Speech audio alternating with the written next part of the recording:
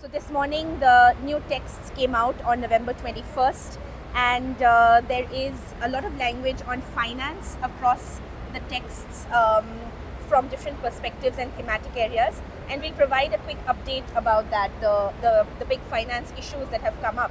So do you want to kick us off? So it's important to know that we have, of course, the Moutirão the decision that's similar to a cover text, and then a lot of finance text that came out as well. But I guess the most important politically paragraph are in the Moutirão decision. And there I think we see three main things to watch. One is the attempt to dilute the contributor base.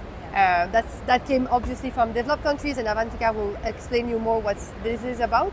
Second is the question of adaptation finance and how what we have in the text currently is far from meeting any needs from developing countries.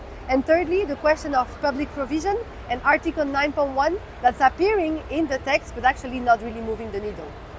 Yeah, exactly. So the demand from developing countries was to have a clear focus on Article 9.1 of the Paris Agreement, which deals with the provision of public money from developed to developing countries. And what we have in the text right now is the proposal to have a work program on the wider Article 9 and not just Article 9.1. And it is a 2-year or a 3-year, it's a two-year work program that has been proposed. There's also a footnote along with that these discussions should not prejudge the implementation of the new collective quantified goal on climate finance that was agreed last year in Baku.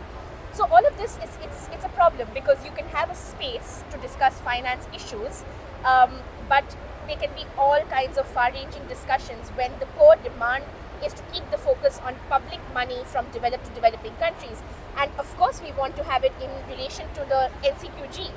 Yeah, exactly. And specifically on that, developing countries last week, at the end of week 1, were calling specifically for a delivery plan of the NCQG by developed countries, which was trying to increase the accountability on how they were going to meet the specific 300 billion target.